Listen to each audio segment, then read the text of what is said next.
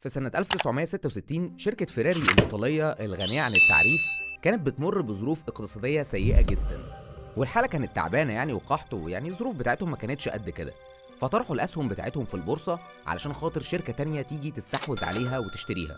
في الوقت ده قررت شركة فورد الأمريكية إنها تستحوذ على شركة فيراري الإيطالية، وخلاص الصفقة كانت بتتم والديل خلاص بيخلص، وخلاص يعني على اللمسات الأخيرة حصل منكش صغير كده. فورد كانوا بجانب الاستحواذ على الأسهم كانوا عايزين كمان يستحوذوا على فريق السباق الخاص بفيراري، ودي حاجة طبعا إنزو فيراري رفضها جدا وقال لك لأ، لحد هنا وستوب، معلش انتوا كمان عايزين تاخدوا الفريق اللي انا اصلا ببيع على حسه، اللي انا شغال بسببه.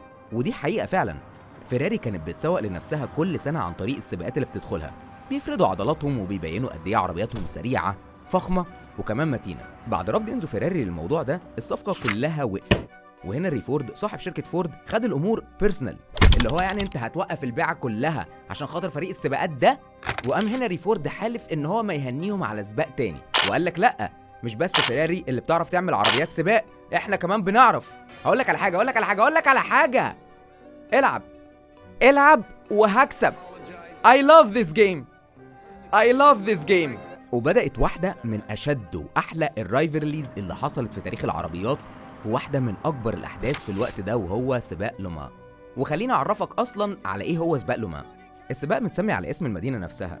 سنة 1923 الناس في فرنسا في وسط الحرب والقرف اللي هم فيه وقفوا مع بعض وقفة، وقال لك بصوا يا جدعان، احنا يعني بصراحة عايزين نعمل حاجة نرفه بيها عن نفسنا شوية يعني. فبدأوا من غير ما يعرفوا واحد من أشد وأقوى السباقات اللي موجودة في العالم، وهو سباق لومان 24. أكيد طبعا خدت بالك من الأكسون الماجنيفيك الفرنسي ماجنيفيك بتاعتي. طيب أي سباق للعربيات معتمد على إيه؟ بالظبط، برافو عليك، العربية تقدر تخلص التراك كله في زمن قد ايه. بس يعني الفرنسويين حنيكو وما عجبهمش الحوار ده، قالك احنا مش عايزين سرعة بس، لا احنا عايزين سرعة وقوة تحمل.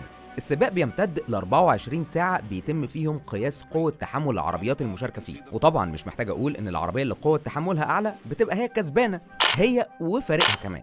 شركات العربيات بتحاول دايما انها تشتغل على قوة وصلابة عربياتها، وان قطع الغيار بتاعتها تبقى يعني على بوق واستيك يعني، عشان تقدر تكمل ال 24 ساعة دول بأقل أعطال ممكنة، ده لو ما كانش من غير أعطال خالص. الفريق بيتكون من 3 سواقين بيبدلوا على العربية، بيبقى فيه وقت للراحة حتى وانت سايق، بتاكل وتشرب، تدخل الحمام، وحياتك هتبقى فل يعني ان شاء الله.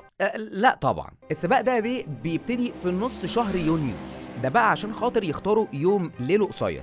بس في نفس الوقت ده برضه يا صاحبي خلي بالك، يعني لو انت عربيتك متقفله كويس وما فيهاش فتحات تهويه، يعني السواقين بيعانوا من التسلخات المفرطه يعني. السباق ده من سنه 1923 لحد النهارده يعتبر من اهم 3 سباقات عربيات لقياس قوه تحمل العربيه او الانديورنس. خدت بالك برضه من الانديورنس، ما احنا يعني فرنساوي وانجليزي. في السباق ده العربيات بتوصل لسرعات عالية قوي، يعني عادي جدا انك تلاقي عربية في السباق ده سرعتها بتوصل ل 366 كيلو متر في الساعة. وبسبب ده منظمين السباق بدأوا يحطوا حواجز على الطريق تزود الانعطافات علشان تقلل من سرعة العربية على قد ما يقدروا. يا باشا هاتهم انت بس كده على الدائري يعني، واحنا هنعلمهم لك ازاي يلتزموا بالسرعة، ونشوف بقى قوة تحملهم هم شخصيا للجو بتاعنا عامل ازاي، وللدرايفرز اللي حواليهم كمان عاملين ازاي. السباق ده العادي بتاعه ان العربيات تمشي فيه حوالي 5000 كيلو متر، وسنة 2010 اتسجل رقم قياسي وهو 5410 كيلو متر. طبعا شركات العربيات دي بتاكل بعض في السباق ده علشان يثبتوا ان هم الاحسن. عندك مثلا الشركات دي شيفروليه، رينو، بوجو، فورد وفيراري. وعند اخر 2 دول بقى احنا هنقف شويه، لان هم العتاوله بالجامد قوي. في الايام دي وزي ما قلنا السباق لومان كان هو العرض الاقوى اللي بيبين قدره التحمل بتاعه العربيات، واللي كان بيكسب السباق ده كانت بتتفتح له طاقه القدر. فورد بدات انها تطور عربياتها علشان يقدروا ينافسوا فيراري في السباق ده، وطوروا العربيه الفورد الجي تي 4 اس، عربيه قويه جدا وتصميمها كان بيساعدها على مقاومه الهواء في السرعات العاليه، فبالتالي العربيه تفضل محافظه على سرعتها وحرق البنزين فيها يبقى كويس. بس للاسف الحلو ما بيكملش. العربيه دي سنه 1964 واجهت مشاكل كتيره جدا في الميكانيكا بتاعتها، وللاسف في السنه دي اضطروا ينسحبوا من السباق، وعلشان تكمل السنه اللي بعدها ما عرفوش يدخلوا السباق اصلا، عشان تصميم العربيه في الوقت ده كان سيء جدا وبالتالي فيراري حطت عليهم وكسبتهم. سنة 1966 بقى فورد قررت انها تتأهل لسباق لوما، وجت ب 12 عربية جي تي 4 اس، طبعا بقى بعد ما عدلوها وقدروا السنة دي انهم يكسبوا ال3 مراكز الاولى. وكانت ضربة كده يعني على قفا فيراري، اللي هو فوق يلا صح انا موجود برضه في اللعبة. المنافسة دي بالرغم ان عمرها ما وصلت لمراحل يكون فيها الطرفين متكافئين، بس يعني سابت علامة في مجال صناعة العربيات كله محدش يقدر ينكرها ومحدش يقدر ما يفتكرهاش. المنافسة دي ما كانتش مجرد منافسة ما بين شركتين صناعة عربيات، الموضوع بقى شخصي ما بين هنري فورد وما بين إنزو فيراري. فورد كان رجل أعمال يعني زي ما تقول كده بيكره طعم الخسارة، ورفض إنزو إن هو يكمل صفقة البيع هو ده اللي خلاه يعمل كل الموضوع ده. الناحية التانية بقى عندنا إنزو، فنان راجل هو اللي عامل فيراري، ورفضه ان هو يبيع فريقه ده كان جاي من ديجنيتي، هو شايف ان روح فيراري اصلا جايه من الفريق بتاع السباقات ده. تخيل معايا كده اللحظه لو كانت الصفقه دي تمت، تفتكر كنا ممكن نشوف منافسه تاني ما بين فورد او اي شركه تانيه في الصناعه توصلنا للتطور اللي احنا موجودين فيه دلوقتي؟ بصراحه يعني انا ما اعتقدش. طبعا بعد ما فورد قدر ان هو يكسب سباق لوما سنه 66 اسمه لعلع في السوق، وبان قد ايه مهندسين الشركه دي عندهم رؤيه كويسه وانهم قادرين يعملوا فرق فعلا في الصناعه دي. فورد في السباق ده ما كسبش بالسهل بصراحه، يعني شوف معايا كده كذا حاجه مرت بيها فورد في السباق ده. يوم السباق الدنيا مطرت، وده بيخلي فورد تتاخر. في المطر العربيه ما بتقدرش تستخدم الباور بتاع الموتور بتاعها كله علشان خاطر تتفادى الحوادث، وبداوا كمان يغيروا نوع العجل اللي بيستخدموه في الراوند التاسع، ودي حاجه يعني مش كويسه. افتكر تاني، السباق مش معمول للسرعه في المقام الاول، معمول علشان يبين مزايا العربيه وقدره تحملها.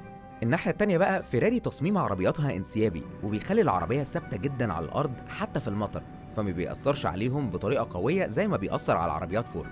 طيب فورد اتأخر، ومع ذلك كان فضل في ال3 مراكز الأولى. يسكت بقى على كده؟ قال لك لا أنا مش هسكت. هو ما كانش مكتفي إن العربيات بتوعه ال3 في الأول، ده طمع كمان وكان عايز ياخد اللقطة بشكل أكبر، إن هو يخلي ال3 عربيات يدخلوا مع بعض يفنشوا على خط النهاية واحد مع بعض، يعني نبقى كلنا الاول. طبعا دي حركه فرد عضلات عشان خاطر يعلموا على فيراري يعني، ويوروهم ان احنا ال3 عربيات بتوعنا كانوا الاول لدرجه ان هم كلهم الاول.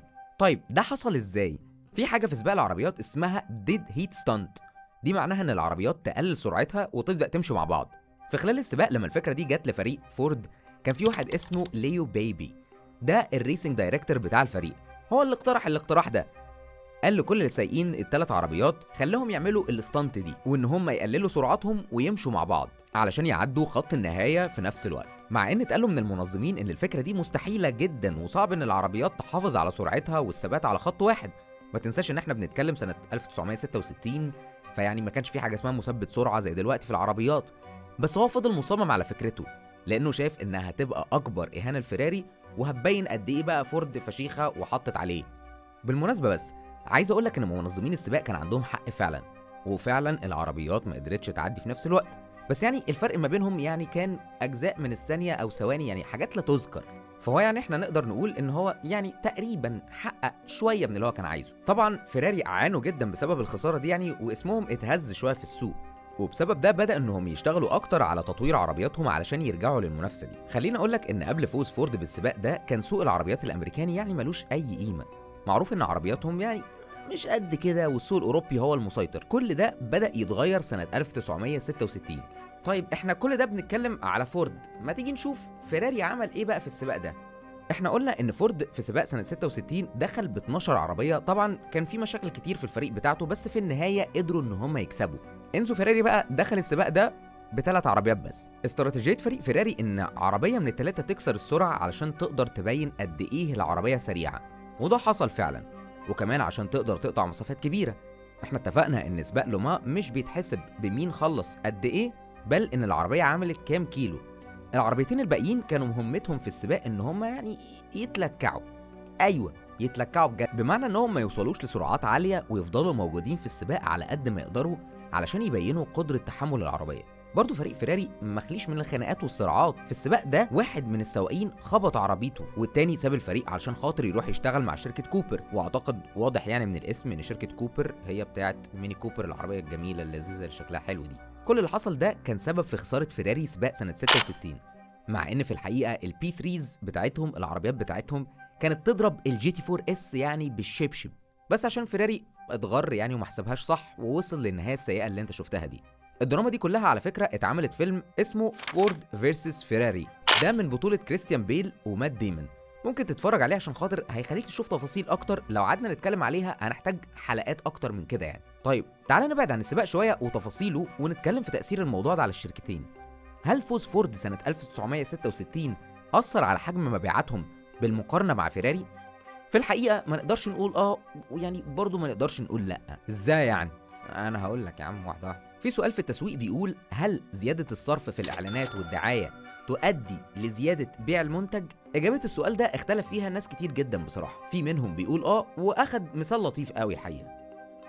عملوا زي استطلاع راي كده بسؤال واحد: ايه هو اكتر مشروب غازي الناس بتشربه في العالم؟ الاجابه العظمى كانت كوكاكولا. وفي الوقت اللي اتعمل فيه استطلاع الرأي ده كانت فعلا كوكاكولا بتصرف فلوس كتير جدا في الدعاية. بس دي مش حاجة صح 100%. ليه؟ لأن في النهاية بيع أي منتج بيبقى على حسب تفضيل الناس ليه. يعني مثلا في ناس بتحب الكولا وفي ناس بتحب البيبسي، ولو جيت لناس فعلا بتحب منتج من الاتنين دول وحطيت قدامهم المشروبين يقدروا من بق واحد بس، وساعات كمان من النظر ليه يقولك ده مين وده مين. طيب ايه علاقة كل اللي انا بتكلم فيه ده يعني بالسباق؟ يعني قول لي الزتونة. حاضر هقول لك الزتونة. والله السباق ده ما نقدرش ان هو نقول اثر في اي شركة من الشركتين بالنسبة للمبيعات سواء بالسلب او بالايجاب، لان كل واحد فيهم او كل شركة فيهم بتستخدم شريحة معينة من المستخدمين. يعني فورد بتعمل عربيات متينة، حاجات يعني تستحمل معاك شغل سنين، زي ما بيقولوا كده بالبلدي حمار شغل، والناس بتحب تشتريها عشان خاطر هي عملية، بعيدا عن ان قطع غيارها نار، بس في ناس بتشوفها يعني عملية وزي الفل. فيراري بقى مش كده خالص. فيراري بتستهدف نوع تاني تماما من المستخدمين. فيراري بتستهدف الفئة اللي بتحب اللكجري في العربيات، بانوراما، سرعات عالية، تصميم مختلف وجذاب، حاجات كده يعني. بتستهدف لعيبة الكورة، الناس الأغنياء، الناس اللي بتدور على السرعة، الانفلونسرز. السباق خلق ما بين الشركتين تنافس بس تنافس غير متكافئ الأطراف، لأن كل واحد فيهم بيفكر بطريقة مختلفة وبيتارجت شرايح مختلفة في السوق. منافسة فورد وفيراري من كتر حلاوتها ومن كتر ما الناس كانت شايفاها ملهمة خلتنا نشوف شركات كتير قوي من اللي موجودة حاليا. عندك مثلا تحول أمازون إنها تبقى منصة لأي حد عايز يبيع منتج بيعمله. في الأول كان ريسك عالي، بس لأنهم حسبوها صح وصلوا اللي هم فيه دلوقتي، وحرفيا من غير أي مجهود ممكن يعملوا أرباح أنت ما تقدرش تتخيلها. عندك كمان ظهور ايفون وغيرها كتير من الشركات اللي لو حابب نتكلم عنها يعني ممكن تكتب لي تحت في الكومنتات عشان خاطر يعني نعمل حلقات عنها. ده طبعا بعد ما تعمل لايك وسبسكرايب للقناه يعني، بليز بعد اذنك سبسكرايب. خلينا في النهايه نتفق على حاجه: لو انت عندك بيزنس هتبقى مبسوط بالتطور اللي انت بتعمله فيه، بس حلاوه وجمال البيزنس ده لما يبقى فيه معاك منافس تاني، عشان المنافسه دي هتخرج منك افكار وهتخرج منك حاجات انت ما كنتش متوقع اصلا ان انت تعملها. ومش بس في البيزنس ده، في الحياه عموما او في اي حاجه انت بتعملها، وجود منافس ليك قوي بيطلع فيك احسن ما فيك، وساعات بيطلع فيك اسوأ ما فيك، بس الاكيد ان انت هتلاقي نفسك بتتطور عشان خاطر تواكب التغيرات اللي بتدور حواليك على طول. في النهاية أتمنى تكونوا استمتعتوا بالحلقة دي. الحلقة دي كانت من كتابة عبد الرحمن يحيى وتقديم محمود النجار. ما تنساش تعمل سبسكرايب للقناة وتعمل لايك للفيديو لو الفيديو عجبك، وتكتب تحت في الكومنتس حابب نتكلم على ايه المرات اللي جاية. كنت معاكم أنا محمود النجار في نجار مسلح، ولحد ما نلتقي المرة اللي جاية خلوا بالكم من نفسكم. سلام عليكم.